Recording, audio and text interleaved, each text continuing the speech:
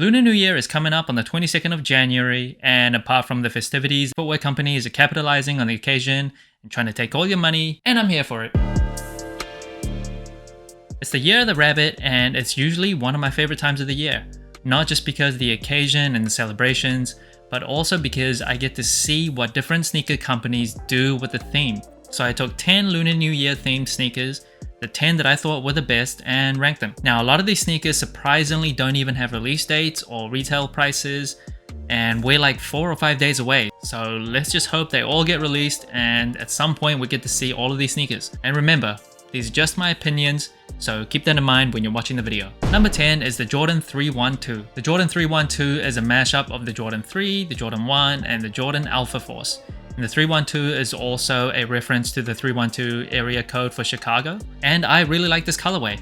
The earthy green is very unique, and I'm a sucker for simple and neutral colors. You'll see later on in the video, Jordan Brand has really incorporated this earthy green into a lot of their shoes for this Lunar New Year. The elephant print on the shoe obviously comes from the Jordan 3, and it's subtle but also very noticeable. What I think hurts this shoe though is the fact that it's a hybrid silhouette. I remember growing up in the early 2000s, and hybrid shoes had so much hype.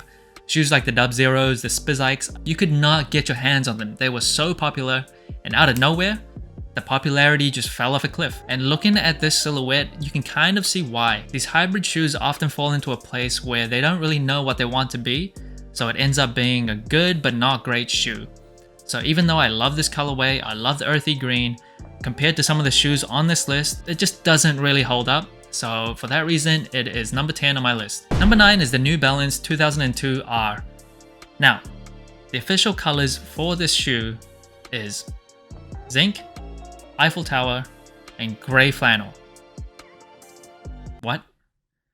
This shoe actually already released on December 30th for $170, and admittedly, I'm not a huge New Balance guy, especially this silhouette. I don't really get the whole dad shoe hype, but this shoe actually sold out pretty quickly on newbalance.com, so I know there's a huge market for it, and to each their own. New Balance popularity has obviously been surging these past few years, and I love it. I think the more competition in the sneaker industry, the better. Now, although I don't really love this silhouette, I think the colorway is awesome. I love when shoes are unique, but not screaming loud. And this neutral, earthy, kind of purplish color, that's exactly what it is. It is unique, but it doesn't make people question life choices. It's not every day you see a shoe that has this kind of purple and pull it off so well. Or I don't know if it's purple, it's Zinc, Eiffel Tower, and Grey Flannel apparently. The one major gripe that I have with this shoe is I don't really know why this is included in New Balance's Lunar New Year collection. I don't see any reference to a rabbit or to Lunar New Year, so it just looks like another 2002 R. So I'm not really sure if this shoe even belongs on the list, but it is officially part of that collection.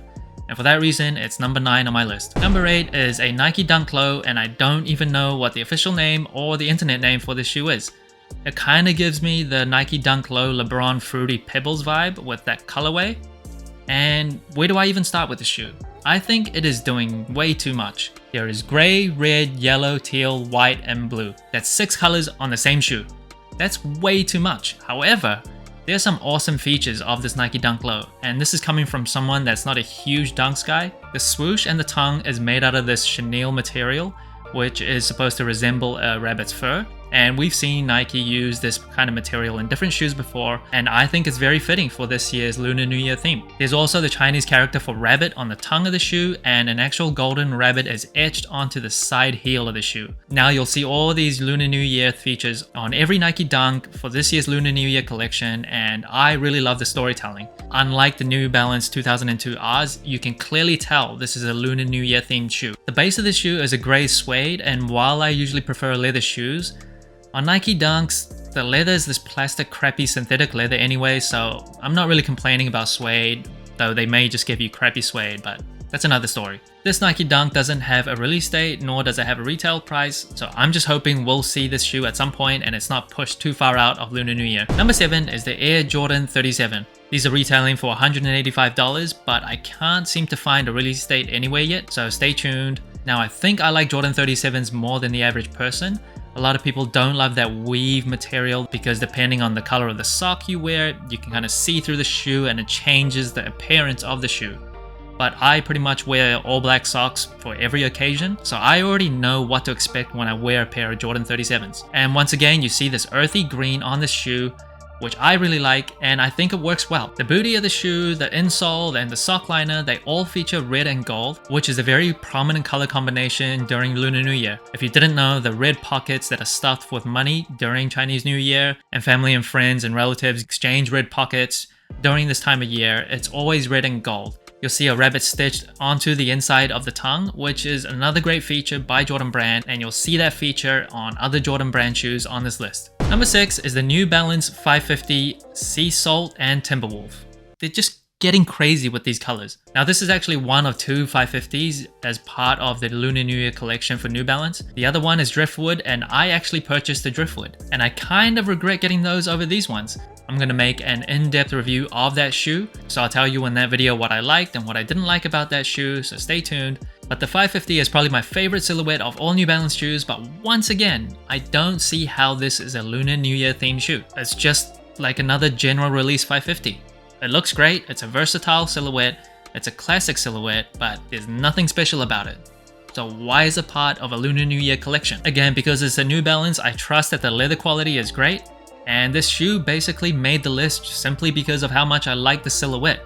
Alright, we're getting to the heavy hitters. Number 5 is another Nike Dunk Low. I don't really know what the official name or the internet name for this shoe is. It's orange and brown, and I love it. I think I have a thing for orange shoes, like the recent Air Jordan 5 women's exclusive, Mars for Her. I love that shoe. I wanted to triple up on those shoes. I just love that orangey red color. And like all the dunks as part of this year's Lunar New Year collection, it features the chenille swoosh and the chenille tongue, as well as the Chinese character for rabbit on the tongue and a rabbit on the side heel of the shoe. There's a gold rabbit in this insole of the shoe, which is similar to other Nike Dunks as part of this collection. Now, one little bone I have to pick about this shoe is the teal color on that Nike on the booty of the shoe. Now, I put a lot of emphasis on the booty of a shoe because of how distinguishable it could be when used the right way, and I think this teal on the booty of the shoe just kind of doesn't fit. It just stands out way too much.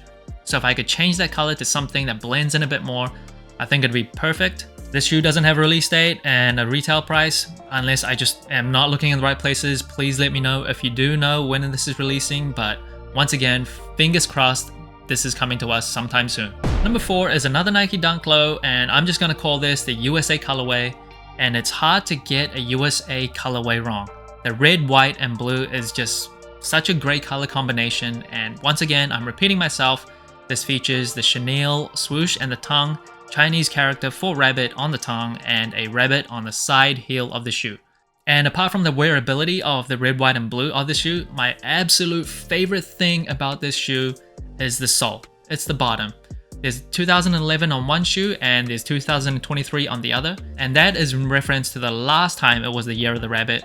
And if you didn't know, there's 12 zodiacs, 12 animals, so every 12 years, and I think it's just a really nice touch on this shoe. Nike often puts these messages in a translucent sole, like the Air Force One Bronx Origins, where it had Bronx on the bottom of the shoe. I really love when they do that, and this is without a doubt my favorite part of this shoe. And again, the Nike Dunk Low USA Lunar New Year is without a release date or a retail price. We're only 4 days out from Lunar New Year, so what is going on, Nike? Number 3 is another Nike Dunk Low, and I don't even know what to call it. I don't have any idea. I'm just gonna call these Nike Dunk Low awesomes. That's what it is. And again, chenille swoosh, chenille tongue, Chinese character for rabbit on the tongue, and rabbit on the side heel of the shoe. This shoe features a kind of purplish color with white and sail, and what made me choose this shoe over the previous Nike Dunk Low USA is just how unique it is. Similar to the New Balance 2002 Rs, where you put a very unique color and execute it the right way. Even the brown sock liner goes just perfect with that shoe. Because I'm not a designer, I'm not like an artistic guy, I just would not think to pair brown with purple. And that's the genius of these designers. They bring ideas to life where people may not have thought about them, and it just works. I love this shoe. This shoe makes me feel things. Again, we don't have a release date. I don't know what the retail price will be, but we can only hope that this shoe will also see the light of day. Now, I just put 3 Nike Dunk Lows in my top 5, and I'm not even a huge dunks guy, but the dunking stops here. Number 2 is the Air Jordan 1 Low Lunar New Year. Jordan Brand has been putting out a ton of Air Jordan 1 lows lately, and I like it. I like a lot of colorways on the Jordan 1 low, but what I love even more is when they come out with an Air Jordan 1 low in the OG shape. And that's exactly what this shoe is. And this shoe might be perfect. It makes me feel everything. There will only be 5,000 of these shoes produced. Apparently it's rumored to be releasing on January 21st. I don't see it on sneakers, I don't see it on Nike.com, but I'm just gonna pretend January 21st is when they're releasing for a retail price of $140. This shoe mostly consists of suede in this beautiful brown and white colorway with a sail colored swoosh, and the booty of the shoe is a golden wings logo. A golden wings logo. Gold is such a prominent color in Lunar New Year, and the fact that they made that booty a gold wings logo just makes the shoe stand out. You can instantly tell there's something unique and different about this shoe. I can't say enough about it. I like shoe booties and I cannot lie. The laces on the shoe is also different. I'm not quite sure what the material is called, but it's fluffy. I'm just gonna call it fluffy, and it's supposed to resemble a rabbit's fur. The insole of this shoe is red with a golden Jumpman, which is again a great touch and looks like a red pocket, but perhaps the greatest value of this shoe is on the inside of the tongue. Not only is there a rabbit stitched on the inside of the tongue, it also shows you what production number shoe you got. Now if you're into cars, a lot of supercars and hypercars, somewhere in that car will show you what number production you got. So if there's 100 cars produced in the world, you know exactly what number out of that 100 you are. And they've done this to this shoe. So imagine if you were number 1 out of 5,000. Oh, I would cry. I would cry. I cannot say enough about this shoe. But it's not number 1. Now honestly, number 1 and 2 could be interchangeable at any given time of the day, at any given week, depending on my mood, but for this particular day, my number 1 for the Year of the Rabbit is the Jordan 23 Lunar New Year. This is expected to be a super limited shoe, and they're finally bringing back the 23 silhouette. This shoe is supposed to release on January 22nd, so actual Lunar New Year day, and the retail price is $260, which is a little egregious, but honestly, I would pay $260 for this shoe. Now, I remember in 2008 when the Air Jordan 23 was supposed to drop, obviously because of the significance of the number 23, there was obviously so much hype coming up to that release. And if I remember correctly, when it released, when pictures of it were leaked, it wasn't like overwhelmingly positive reactions. And a huge part of that, I think, is because of that white stitching on the shoe. But this Jordan 23 for the Year of the Rabbit, it removes all that messy stitching and it just comes in this beautiful earthy green tone as part of their overall Lunar New Year Jordan Brand theme. I just can't say enough of. I love this colorway so much. And I think the Air Jordan 23 silhouette is one of those where as time goes on, people start to appreciate more how it looks and what significance it has.